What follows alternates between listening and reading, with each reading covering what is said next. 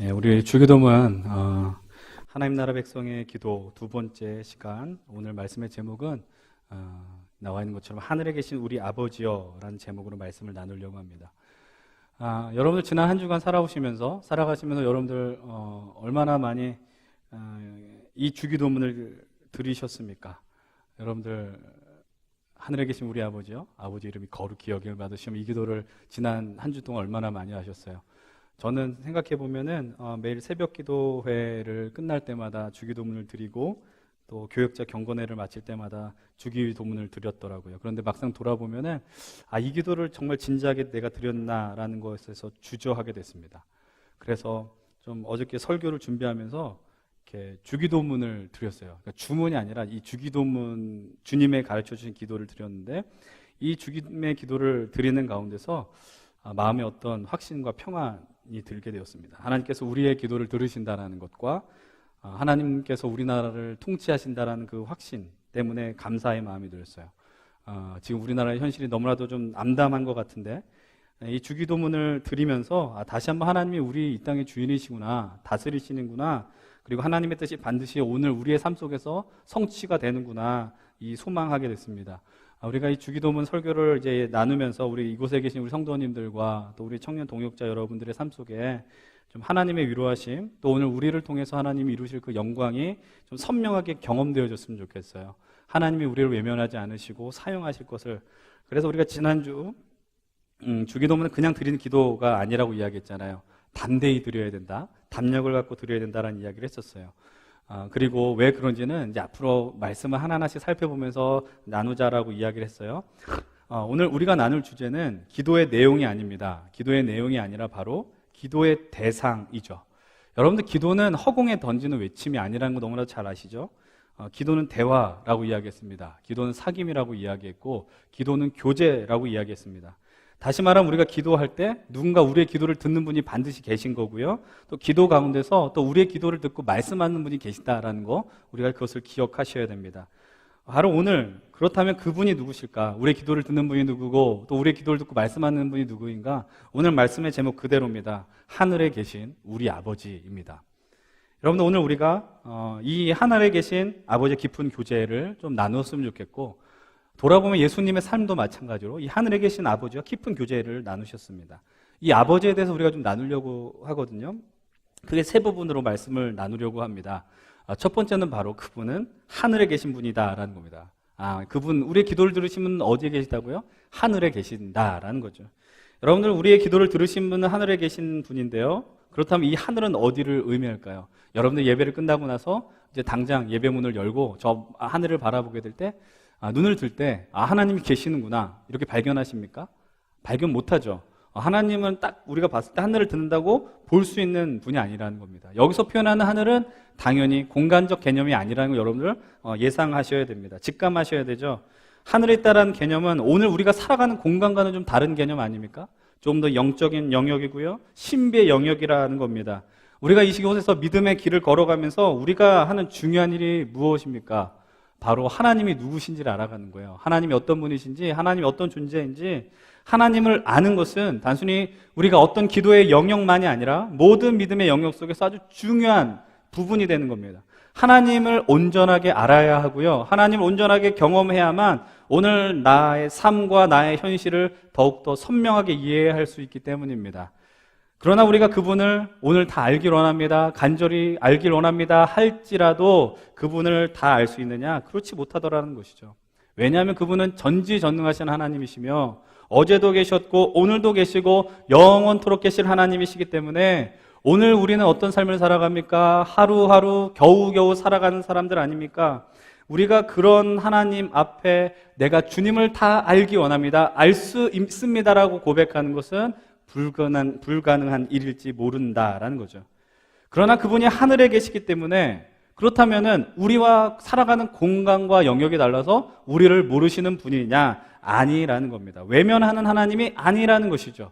오히려 그분이 하늘에 계신 하나님이기 때문에 오늘 우리에게 위로를 줍니다. 왜냐하면 그분은 시간과 공간의 제한을 받는 분이 아니시기 때문입니다.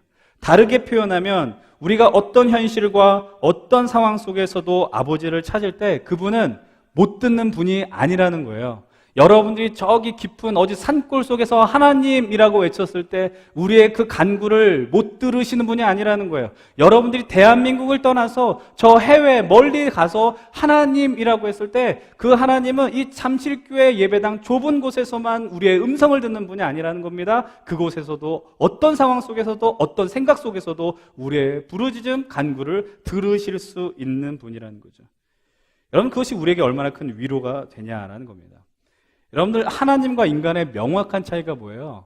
인간은 한계투성이라고요. 하나님 앞에서 있을 때 인간은 너무나도 연약하고 부족한 것, 근데 그 연약한 자가 누구 앞에 서 있어요? 한계가 없으신 그 하나님 앞에 있다는 게 우리에게는 엄청난 위로가 된다라는 겁니다. 여러분들, 이 말의 의미는요, 우리가 간절히 원하면 우주가 나서서 도와준다라는 것과는 차원이 다른 표현이에요. 여러분, 이 말의 의미는 그냥 뭐가 간절히 원해서 도와준다라는 개념이 아니라고요. 그분은 하늘에 계셔서 오늘 우리의 현실 속에 말씀하시고 우리의 음성을 들으시는 분이시다라는 이야기입니다.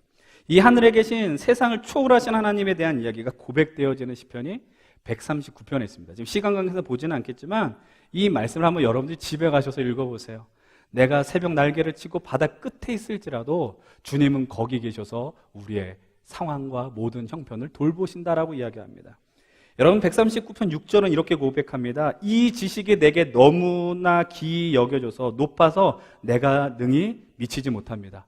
하나님에 대한 지식을 다 담을 수 없습니다. 하나님의 모든 것을 이해할 수 없습니다. 그러나 그런 하나님을 향해서 오늘 우리는 간구할 수 있습니다. 세상을 초월하시고요, 시공간을 초월하게 계신 하나님을 어떤 곳에서든지 우리는 바라볼 수 있고 그분이 나를 오늘 붙들어 주시고 인도해 주신다는 사실을 여러분들 기억하십시오. 여러분, 한번 생각해 보세요. 여러분들이 만약에 하나님이 여러분들의 예상에 뻔한 하나님이라고 생각해 보세요. 여러분들 생각 가운데 뻔히 담겨 있는 하나님이라고 생각해 보세요. 여러분, 그 하나님 앞에 기도할 이유가 있어요, 없어요? 기도할 이유가 하등 없다라는 거죠. 여러분들 예상할 수 없고 내가 그 모든 걸 담을 수 없기 때문에 더 간절하게 주님 앞에 나가는 것이 아닙니까? 여러분, 그렇기 때문에 또 우리가 또 한 가지 감사할 수 있는 사실을 발견할 수 있습니다. 그렇기에 하나님은 세상을 초월하여서 존재하는 하나님이시다라는 거죠.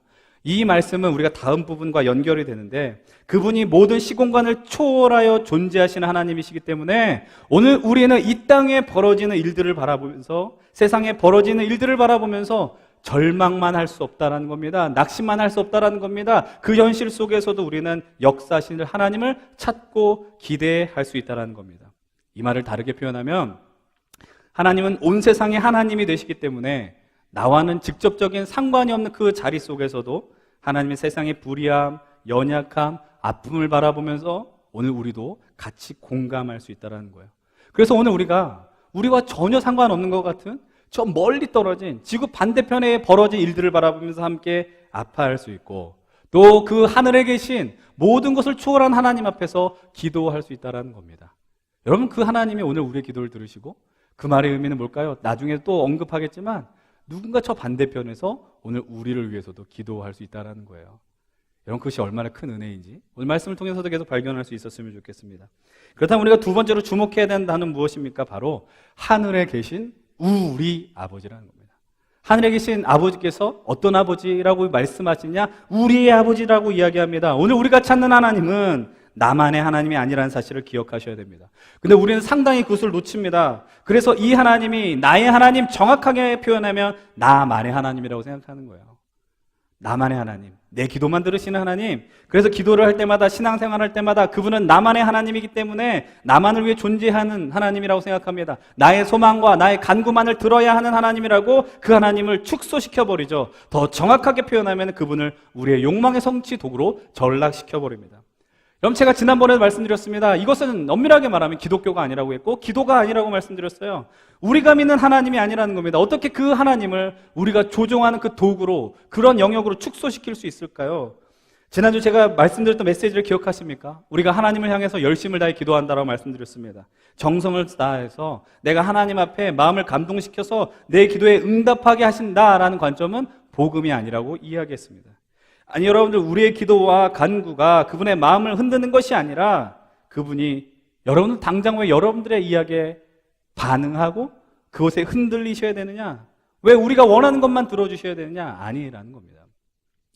여러분들 남북전쟁, 미국 남북전쟁 당시에 링컨 그 에피소드를 아마 여러분 들어보신 분들 많이 있을 겁니다.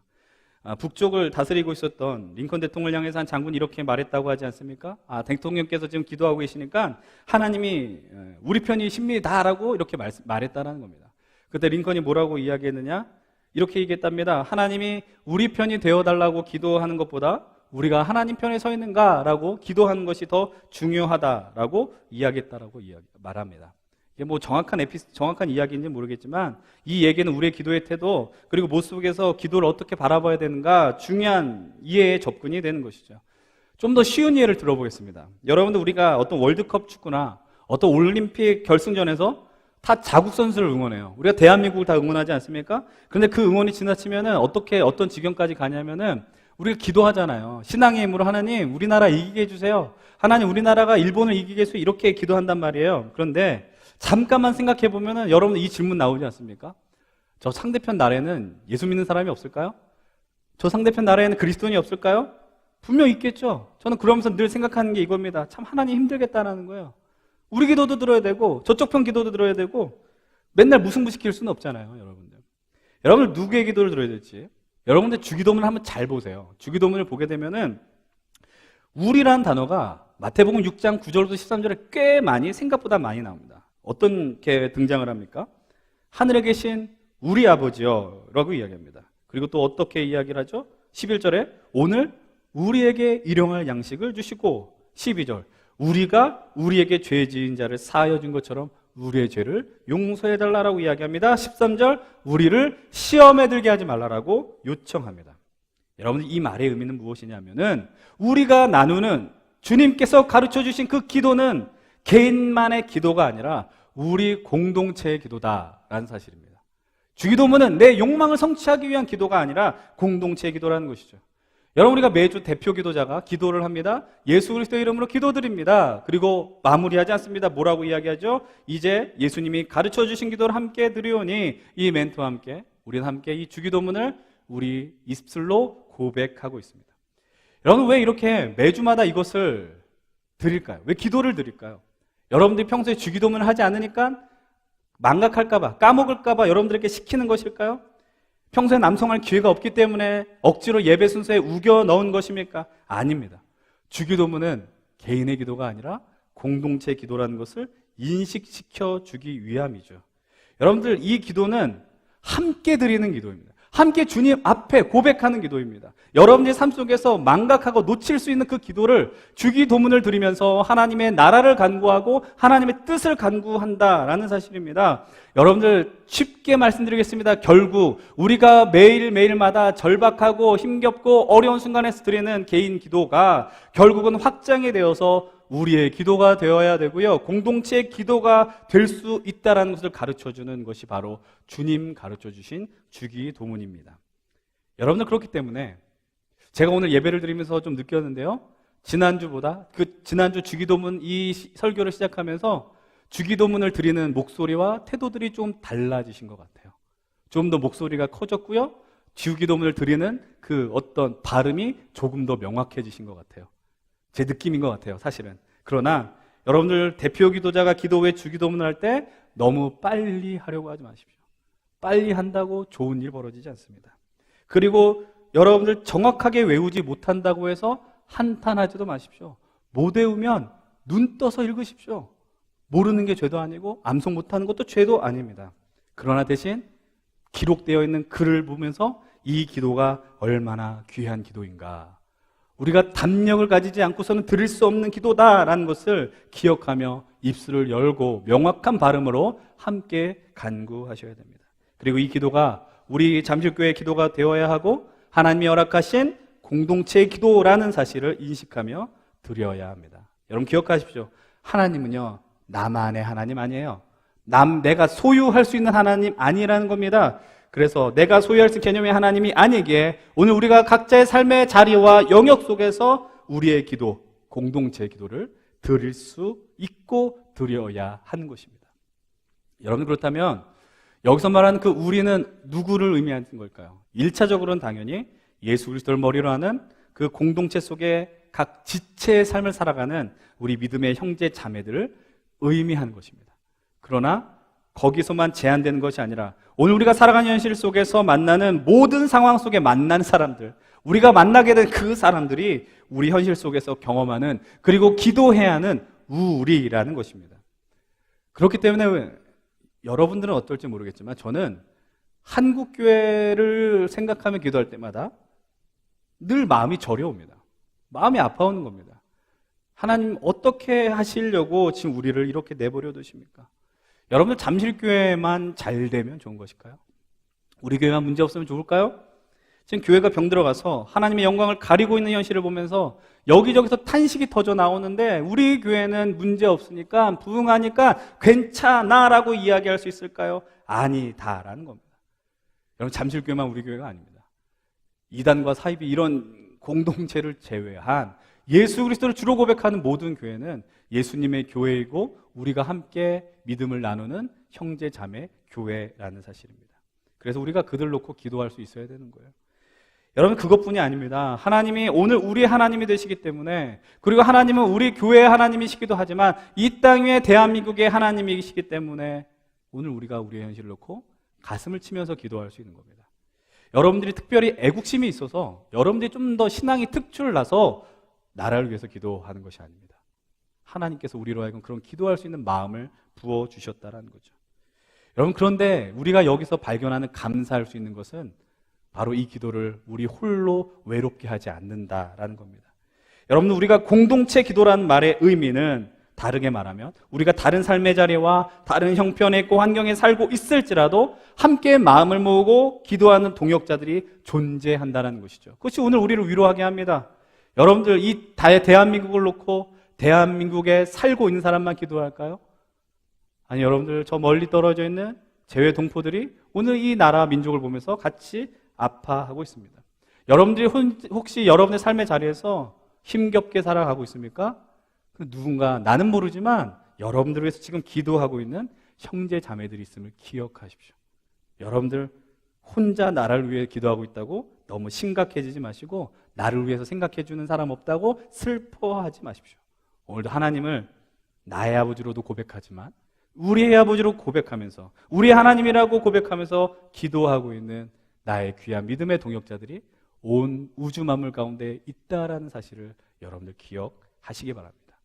우리들도 그래서 기도하셔야 됩니다. 저기 멀리 떨어져 있는 굶어가는 형제 자매들을 위해서 기도할 수 있어야 됩니다. 함께 고통받고 있는, 그리고 내가 그 광장에 나가지 못했지만 나를 대신해서 지금 나라를 위해 회복하게 애쓰는 자들을 위해서도 기도할 수 있는 것이죠.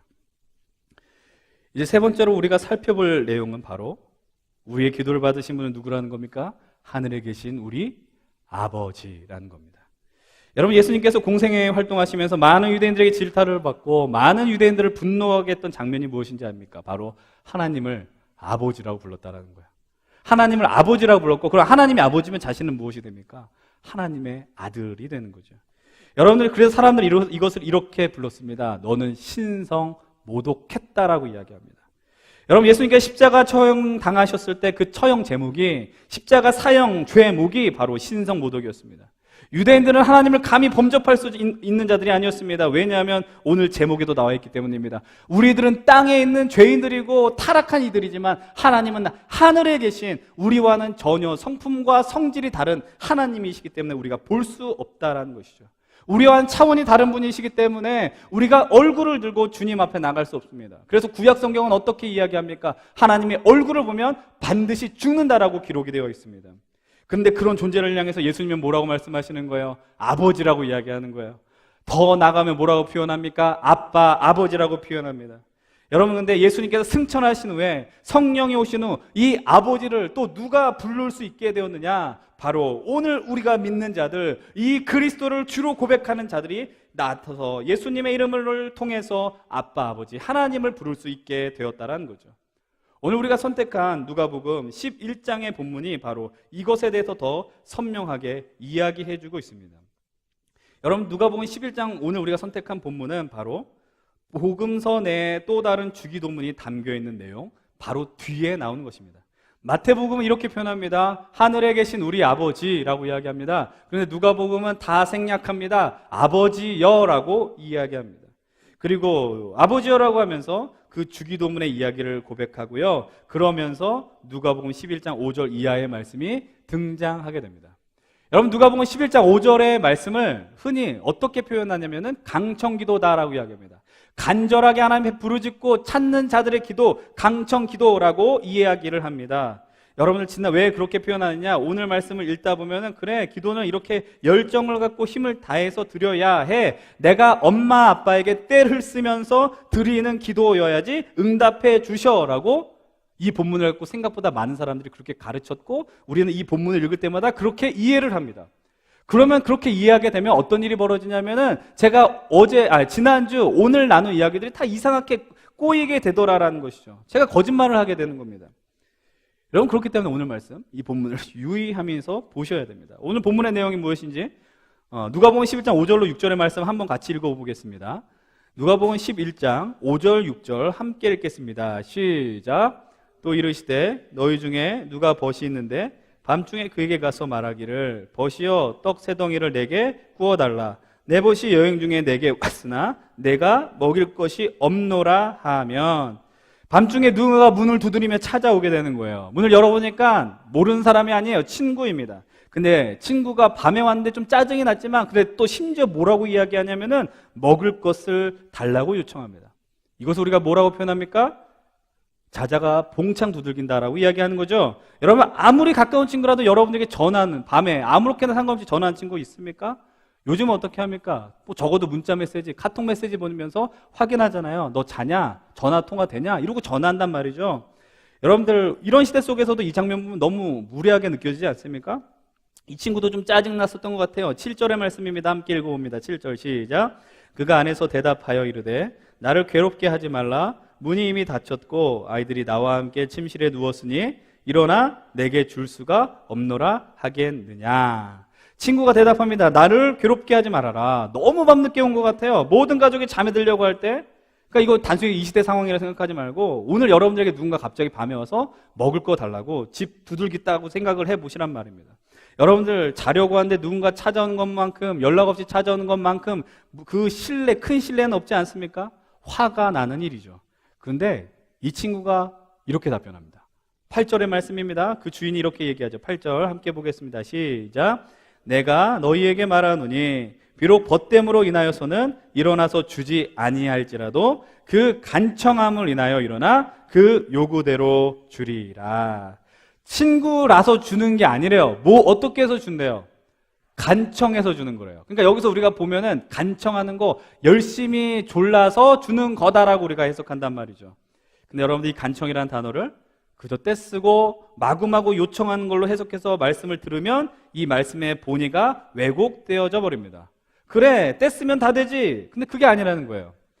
여러분, 유명한 신약학자 중에서 요아킴 예레미야스라는 분이 있습니다. 그분이 쓴 예수의 비유라는 아주 유명한 책이 있는데 그 책에 이 누가복음 11장의 비유를 이렇게 설명합니다. 그 책을 보게 되면 이 간청이란 단어를 원어로 풀었는데 그 의미가 무엇이냐? 바로 뻔뻔하다라는 단어입니다. 뻔뻔하다. 그러니까 이걸 괄호치고 하면 뭐예요? 뻔뻔하치고 부끄러움이 없다 이렇게 썼다라는 거죠. 여러분, 그렇다면 이 8절에 간청이라는 단어 대신에 뻔뻔함이라는 단어를 넣어서 한번 읽어보십시다. 한번 같이 비록 벗됨으로부터 한번 읽어보겠습니다. 시작. 비록 벗됨으로 인하여서는 일어나서 주지 아니할지라도 그 뻔뻔함을 인하여 일어나 그 요구대로 주리라. 뻔뻔함을 인하여 일어나 그 요구대로 주리라. 그럼 쉽게 이해해 보겠습니다. 사실 여러분들 그것을 더 뛰어넘는 관계가 있습니다. 두 사람의 관계는 친구 관계예요. 그러나 그것을 더 뛰어넘는 관계가 뭐냐면은 바로 뻔뻔함의 관계라는 거예요. 뻔뻔할 수 있는 관계. 이 말의 의미는 보통 관계가 아니라는 겁니다. 여러분 한번 생각해 보십시다. 여러분들이 살아오면서 지금까지 여러분들이 제일 담대하고 뻔뻔할 수 있는 그 사람이 누군지 한번 생각해 보세요. 제가 한번 2초의 시간을 드릴 테니까 그분이 누군지 생각해 보시라는 거예요. 근데 생각나는 사람이 별로 없어요. 딱 하나 있죠. 바로 여러분들의 엄마, 아빠, 부모와 자식 간의 관계 아닙니까? 여러분 세상에서 제일 제 앞에서 뻔뻔하게 서 있을 수 있는 사람이 누굴까? 바로 제 아들들입니다. 양심이 여러분들 정말 양심이 없을 때도 있는데 막 아빠를 갖고 놀리는 거예요. 아빠를 갖고 놀고, 근데 제가 그 아이를 보면서 넌 어떻게 아빠를 놀릴 수 있어? 이렇게 화내지 않는다고요. 그럼 정신이 나간 아빠죠. 제가 어떻게 하겠습니까? 그냥 다 듣는 겁니다. 귀를 기울이려고 합니다. 왜냐하면 걔는 누구니까? 내 아들이니까, 내 새끼니까. 그렇게 할 수 있다는 겁니다. 그렇게 까불어도 봐줄 수 있다는 거죠. 여러분, 우리도 어렸을 때 이런 짓을 많이 했습니다. 여러분들 무지막지하게 많이 했는데, 여러분들 어떤 일을 많이 벌입니까? 여러분들이 제일. 용돈줘, 그래요, 용돈줘. 여러분들 부모님 다 공통적으로 이야기합니다. 너 나한테 돈 맡겨 써라고 이야기해요. 그런데도 어떻게 해요? 돈을 주세요. 왜? 그런 관계니까. 여러분 특별히 형제들 가운데 많이 경험하셨을 겁니다. 요즘 저희 아이들이 좀 그렇게 이렇게 하는데 맨날 이제 집에 들어올 때마다 뭐라고 하면서 들어오는 거예요? 엄마 나 배고파 이러면서 들어오는 거예요. 배고프다고. 엄마한테 식권을 맡긴 것도 아니고 엄마한테 무슨 메뉴를 맡긴 게 아닙니다. 그런데 엄마 나 배고파. 이 말의 의미는 뭐예요? 엄마 나 배고프니까 먹을 거 내놔 이 표현이거든요. 여기서 그 의미를 들어가면은 엄마 기왕 음식을 해놓을 때 좀 맛있는 걸로 내놔 이렇게 이야기한다고요. 여러분들 이 말이 가능할 수밖에 없는 이유가 뭐예요? 이렇게 할 수 있는 이유가 뭐예요? 어머니 앞에 어머니라는 표현도 좀 멀리 느껴지네요. 엄마 앞에 아빠 앞에 우리는 뻔뻔하게 나갈 수 있는 그런 관계이다. 여러분 이렇게 할 수 있는 이유는 무엇입니까? 그만큼 가깝다는 겁니다. 그만큼 친밀한 관계라는 겁니다.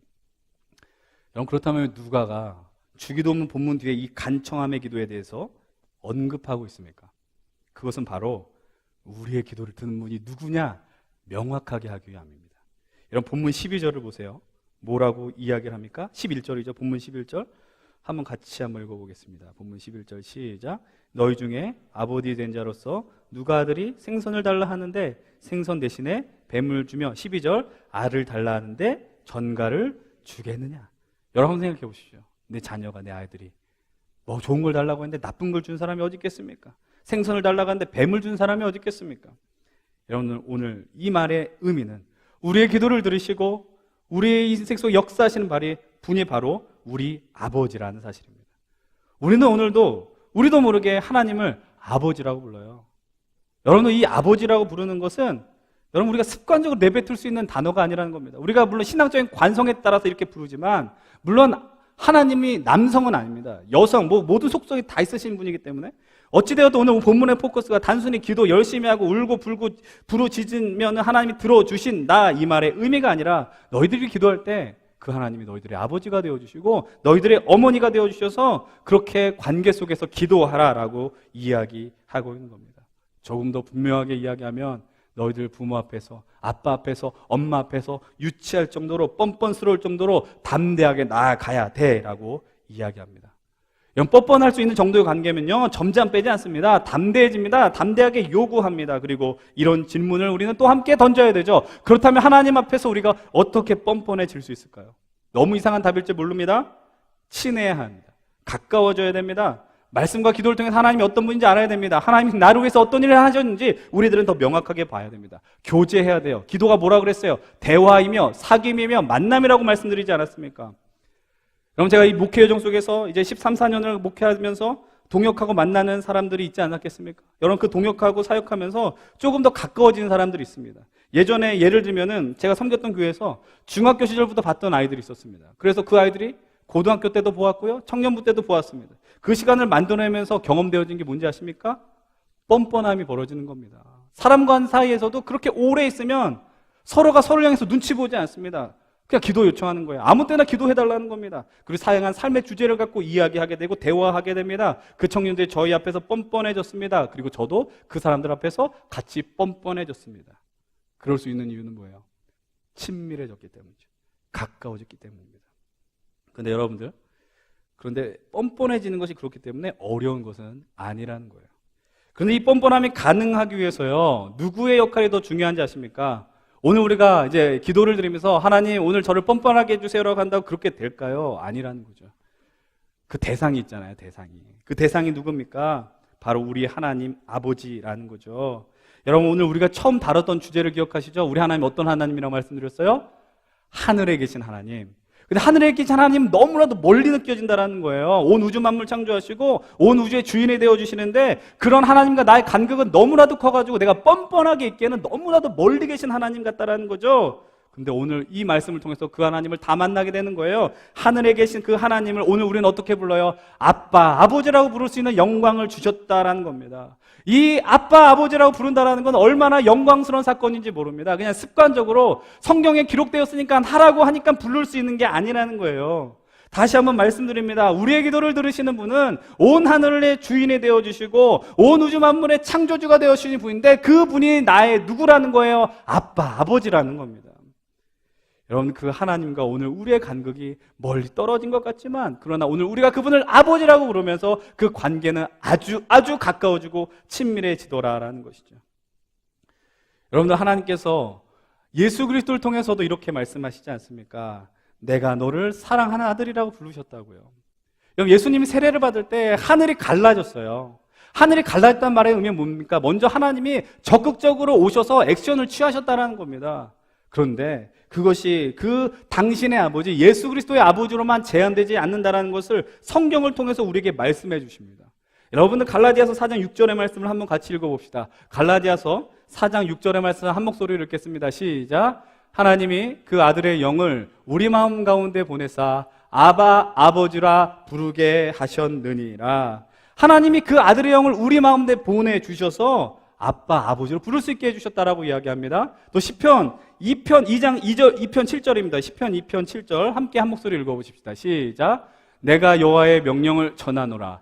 여호와께서 내게 이르시되 너는 내 아들이라. 오늘 내가 너를 낳았도다. 그분이 우리를 향해서 말씀하는 겁니다. 너는 내 아들이라, 너는 내 딸이라 라고 말하는 겁니다. 그리고 내가 너를 오늘 낳았다라고 이야기하는 것이죠. 이 표현의 의미, 담긴 말씀의 의미는 무엇입니까? 내가 오늘 너를 있게 하기까지 나의 해산의 고통이 존재했다라는 것입니다. 이 말을 다르게 표현하면 내가 오늘 너를 이 자리에 있게 하기까지, 네가 이 세상의 빛을 보기까지 나의 생명과 너의 생명을, 목숨을 맞바꾸었어 라고 지금 이야기하고 계시는 거예요.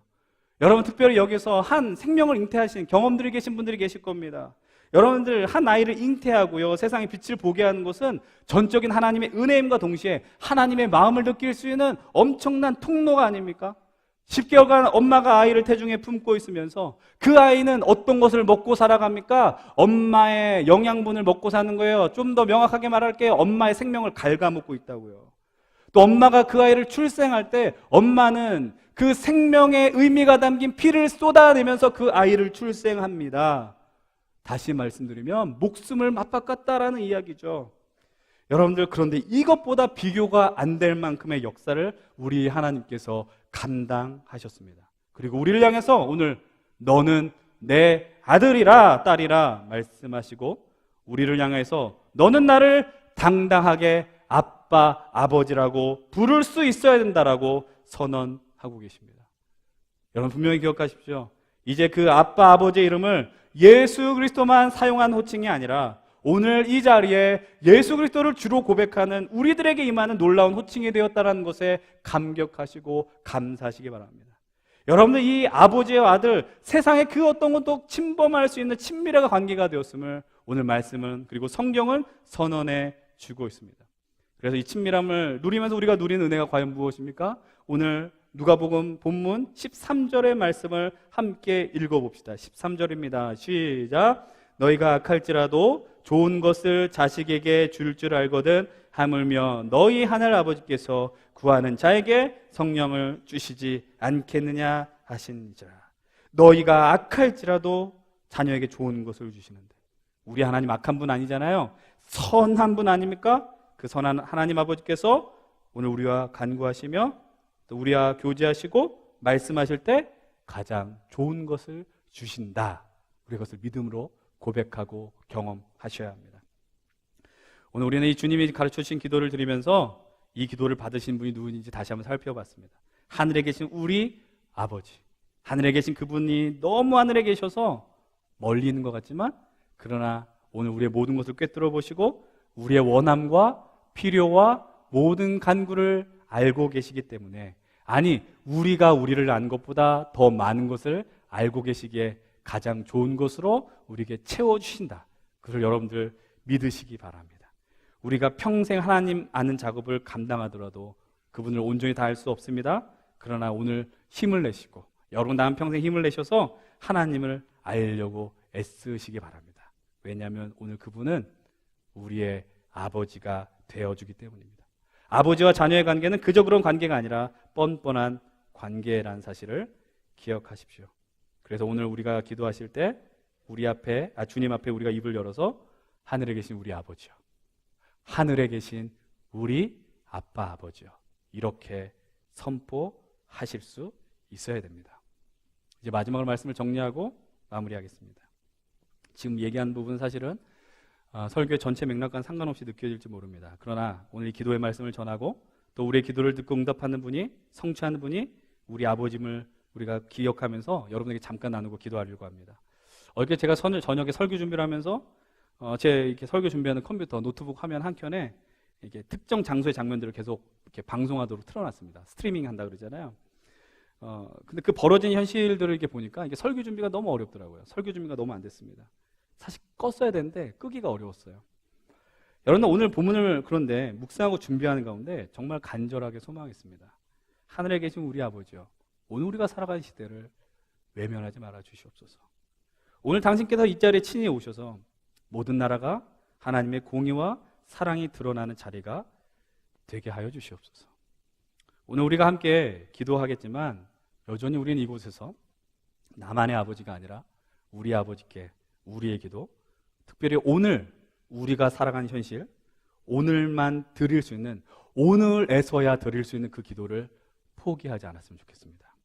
그 기도를 주저하지 않고 우리가 뻔뻔하게 하늘에 계신 그 아버지께서 영광의 하나님을 기억하면서 담대하게 기도하셨으면 좋겠습니다. 그래서 하나님의 긍휼과 하나님의 적극적인 간섭하심이 오늘 우리가 살아가는 이 현실, 이 민족 위에 함께하길 소망해 봅니다. 그리고 함께 기도드리길 부탁합니다. 그렇게 될 때 우리가 다음에 나누게 될 이 말씀, 하나님의 나라가 임하시오며 하나님의 나라가 임한다는 것이 무엇인 거에 대해서 우리가 더 선명하게 나눌 수 있을 것 같아요.